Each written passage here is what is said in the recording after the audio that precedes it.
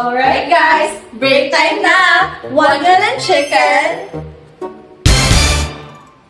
My chicken, pinag-aralan ko na maayos, pinaghandaan ko at sinigurado ko premium ang timpla from marinade to luto. Eh ikaw, anong ambag mo? May dala ka bang substance o puro presence lang? Simple lang, pero may twist ang chicken ko.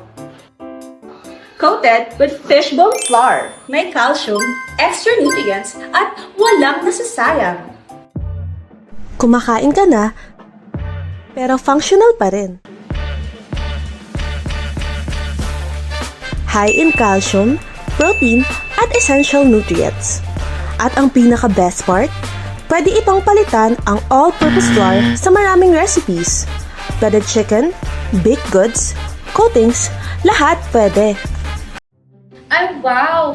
Fishbone ha? So, parang hari na nag-level up. Tapos baka amoy isda pa yung chicken. Manok na nga, magiging isda pa. Hindi! Alam mo, dumadaan sa special cleaning at drying process ang fish bones bago gawing flour. Tinatanggal lahat ng amoy at impurities, kaya walang lasa at walang amoy isda. Dahil finely milled at properly processed, nagiging neutral ang flour, pero nandoon pa rin ang calcium at nutrients.